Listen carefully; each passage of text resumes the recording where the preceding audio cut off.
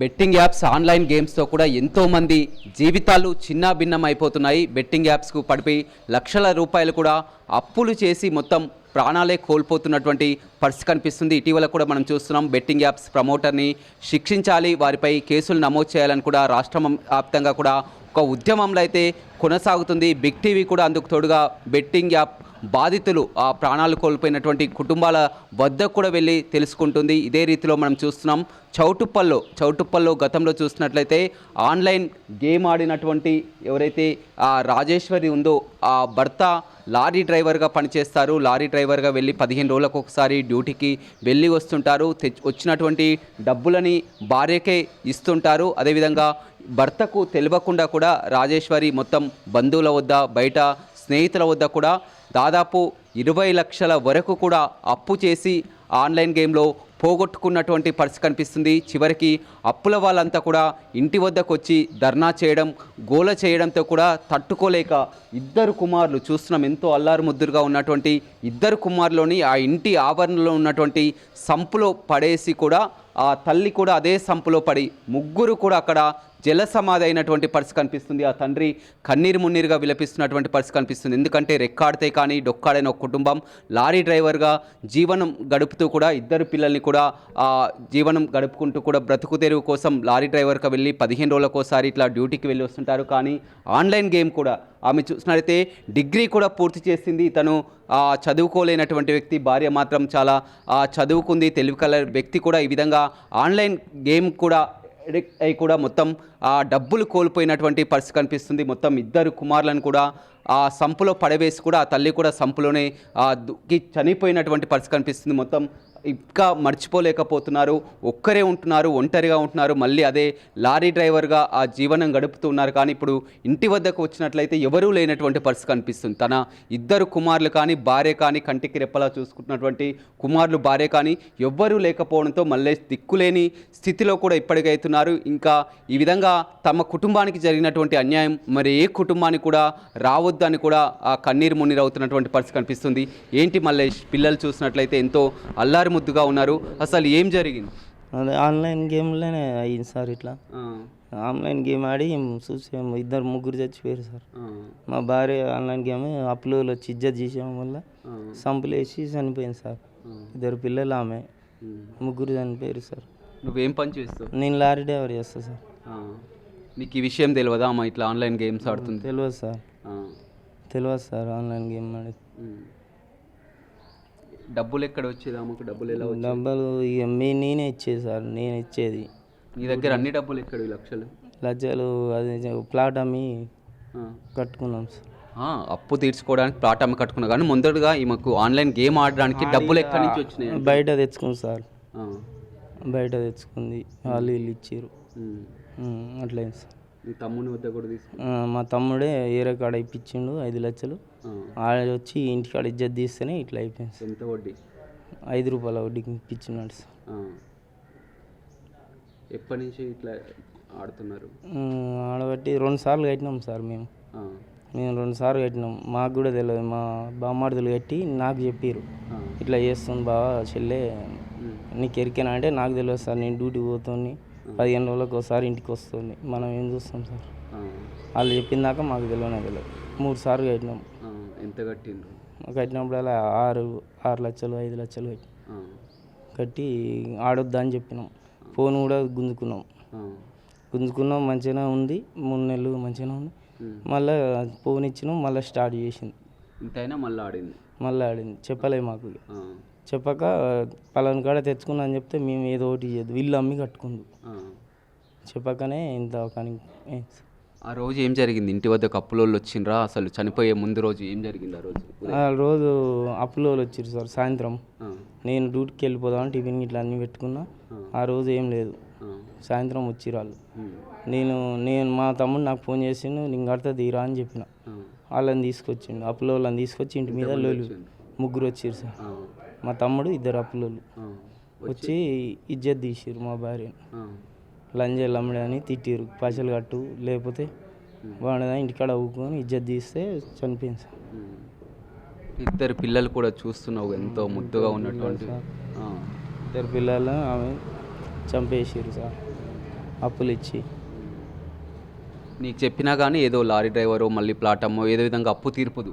అప్పు తీర్చిన సార్, ఆ, తీర్పిన సార్ సగం, ఆ. మళ్ళీ చేసింది.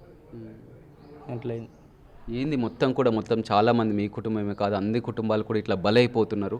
ఏం చెప్తావు నువ్వు? చాలా ఓళ్ళు కావద్దు సార్, నా లెక్క జీవితం ఓళ్ళు ఆగం కావద్దు, ఓళ్ళు ఈ ఆట ఆడొద్దు సార్. ఆ, అందరి లాగా నేను జీతం నా ఫ్యామిలీ కోల్పోయినా సార్. 10 ఏళ్ళ జీతం పోయింది నాది, ఆ. కష్టం పోయింది, పిల్లలు వేరు పిల్లం వేరు, అంతా రోడ్డు మీదకి బతికైంది సార్ నాది. అంతా రోడ్డు పోనీ ఏం గతి లేకుండా అయిపోయింది సార్. ఇప్పుడు ఎట్లా ఉంటున్నావు? ఒక్కను ఎట్లా ఉంటున్నావు? ఒక్కనే ఉంటాను సార్, డ్యూటీ చేసుకుంటా, మా నాయన నేను ఉంటున్నాను సార్. కనీసం పిల్లలు బతుకున్నా కానీ వాళ్ళని చూసుకుంటాను. పిల్లల్ని బతుకున్న 2 కొడుకులు ఉంచుకుంది సార్.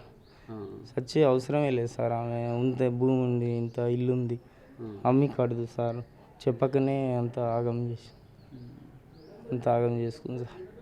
నువ్వు పిల్లలకు 10 రోజులకు ఒకసారి వచ్చేది డ్యూటీ కోసం, కేవలం పిల్లలను చూడడానికే ఇట్లా డ్యూటీకి వచ్చేది. వచ్చినప్పుడు ఎట్లా ఉండేది పిల్లలు నీతో? మంచిగానే ఉండేది సార్, మంచిగా తర్వాత వచ్చిన మంచిగా ఉండేది. మంచిగానే ఉండేది. పిల్లలకి ఏదంటే అది కొనిచ్చేది, ఏదంటే అది డ్యూటీ నుంచి వచ్చేటప్పుడు అన్ని తెచ్చేది. అన్నీ తెచ్చేది. ఓ 10-15 రోజులు సామాను ఫ్రిడ్జ్లు వేసిపోయేది వీళ్ళకు, పండ్లు అవన్నీ, బిస్కెట్లు అవన్నీ. స్కూల్కి పంపిస్తున్నావు పిల్లల్ని? పంపించిన సార్. ఇద్దరు చోటా స్కూల్లో జాయిన్ చేసిన సార్, చౌటుపల్ల కొండూరు రోడ్కు. ఫీజులు ఇట్లా నువ్వే కట్టి? ఫీజులు పెట్టేది. ఇంత దారుణం అంత దారుణమైంది సార్. ఈ బెట్టింగ్ యాప్ వల్ల ఈ జీవితాలే ఆగమవుతున్నాయి సార్. నీకు ఎప్పుడు కూడా ఇంట్లో డౌట్ రాలేదా ఈ విధంగా డబ్బులన్నీ ఏం చేస్తుంది, ఎక్కడ పోతుందని? రాలేదు సార్, డౌట్ రాలేదు నాకు. నాకు రాలే. అప్పులు ఇచ్చిన వాళ్ళన్నా నీకు ఫోన్ ఎప్పుడు చేయలేదు? ఎప్పుడు చేయలే. ఎవరెవరు కాడ తెచ్చింది అప్పులు?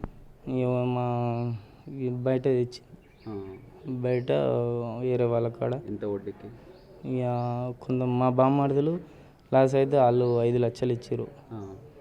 నాయి ఉండే చెల్లె కోసం అని వాళ్ళు 5 లక్షలు సస్తా అని బెదిరిస్తే ఇచ్చారు. మా చెల్లె 3 లక్షలు ఇచ్చింది నాకు ఎలుక రేకుండానే. ఇంకొక మహిళా సంఘంలో తెచ్చుకుంది 2 లక్షల రూపాయలు, మాకు తెలుక లేకుండానే.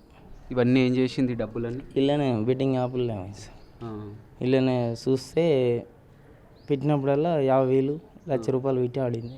ఆమెకి ఏం తెలుసు ఈ విధంగా ఇట్లా బెట్టింగ్ యాప్లో ఆడాలని? బెట్టింగ్ యాప్లో పెట్టేది బెట్టింగ్ యాప్ అంటే మా తమ్ముడు ఆడేది ఉన్నట్టు. మా తమ్ముడు నాకనే ఉండేది, మా తమ్ముడే నేర్పించినట్టు కొడుతుంది. ఎంతవరకు చదువుకుంది భార్య? మా భార్య 16 చదివింది సార్, 16 వరకు చదివింది. నువ్వు లారీ డ్రైవర్ చేస్తున్నావు, ఆమె 16 వరకు చదివింటున్నారు. మంచిగా ఆమె ఏమైనా ప్రైవేట్ ఉద్యోగం చేసుకున్నా కానీ నీ చేస్తున్నా కానీ ఇద్దరు పిల్లలు కూడా ఎంతో ముద్దుగా అదేది ఈ విధంగా బెట్టింగ్కి పాల్పడి కూడా ఈ విధంగా జరిగింది. అవును సార్, ఏదన్నా ఆమె పని నేను పని చేసుకుంటే అంతా ఇప్పుడు పానం తీసుకురు సార్. వీళ్ళు 3 పానాలు పోయినాయి, అంత ఆగమైపోయినా పిల్లలు. అవును సార్, గుర్తుకు వస్తారు, నిద్ర పట్టదు సార్. ఏడ్చిన రోజులు లేవు సార్. ఎంత పాపం అయిపోయింది నా జీవితం. కానీ కంప్లైంట్ చేసినావు ఎట్లా అయింది? ఇట్లా చేసిన సార్, చౌటుపల్లి పిఎస్లో చేసిన. ఎవరైనా సాయం అందించి? ఇవ్వలేదు సార్, సాయం ఏం లేదు సార్.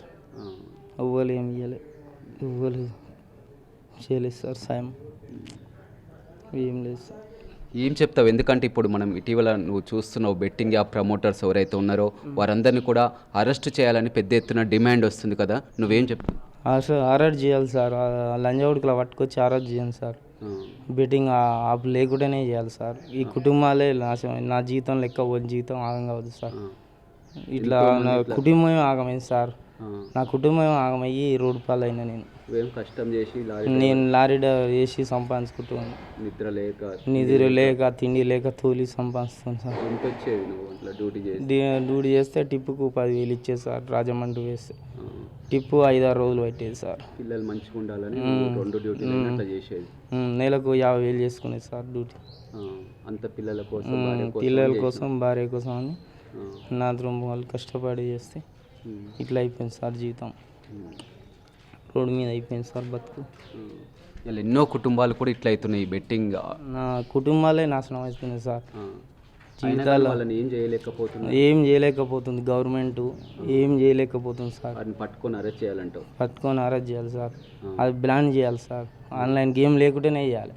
కొన్ని కుటుంబాలే ఆగమవుతున్నాయి సార్, నా లెక్క ఇంకొన్ని జీతం ఆగం కావద్దు సార్. నీకు ఒక్కరు కాదు, ఇద్దరు కాదు, ముగ్గురు, ఇద్దరు కొడుకులు. ఇద్దరు కొడుకులు, నా భార్య, ముగ్గురు వేరు సార్. ముగ్గురు ఆగమైపోయింది, మా జీతమే ఆగమైంది. డబ్బులు పోయినాయి, జీతం పోయింది, మా వాళ్ళు పైసా పోయింది, ఏం లేదు సార్. జీతాలు పోయినాయి, ఆగమైపోయింది. రోడ్డు మీద అయింది సార్ మా బతుకు ఈ యాప్ వల్ల, ఆన్లైన్ గేమ్ వల్ల.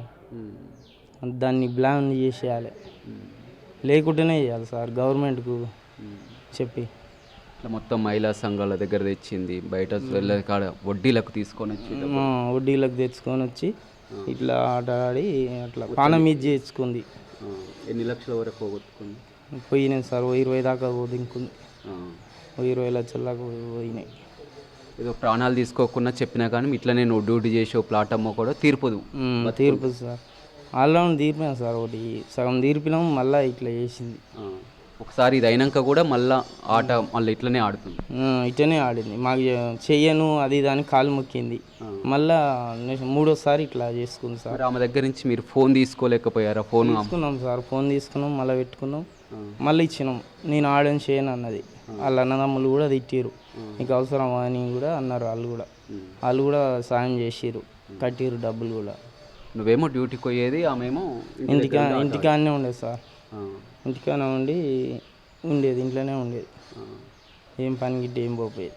నీకు ఆ రోజు ఎవరు చెప్పారు ఇట్లా భార్య పిల్లలు చనిపోయినరని? నీకు ఎవరు ఫోన్ చేసింది? వేరే వాళ్ళు పక్కింట ఆయన ఫోన్ చేసింది సార్, మల్లేష్ అంటే ఆయన ఇంటికాడ లొల్లి అవుతుంది అన్న వరకు నేను వచ్చిన సార్. ఎందుకు లొల్లి? దేనికి? ఈ అప్పులోళ్ళు వచ్చి ఇంటికాడ లొల్లి పెట్టడం వల్ల మా తమ్ముడు అప్పు ఇప్పించి వాళ్ళని ఇంటికాడ తీసుకొచ్చి, అందుకోసమే ఆమె చనిపోయింది. అందుకోసం ఆమె అడవులు ఎదిగితే చనిపోయింది. మాకు కూడా చెప్పుకోలేని పరిస్థితిలో ఆమె ఇజ్జత్ పోయి ఇట్లా ఇంటి మీదకి వచ్చి అప్పులోళ్ళు ఇజ్జత్ తీయడం వల్ల ఇట్లా చనిపోయింది సార్. నువ్వు వచ్చిన దాకా అట్లనే సంపులో పడి అక్కడే సంపులనే ఉంది సార్.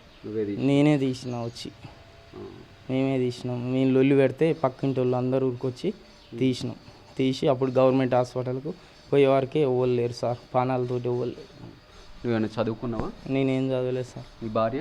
ఆమె చదివింది సార్, ఆమె 16 చదివింది, 15-16 చదివింది. ఎట్లుండేది? మంచిగా కలిసి ఉండేది? మంచిగా కలిసి ఉండేది సార్, మంచిగానే కలిసి ఉండేది.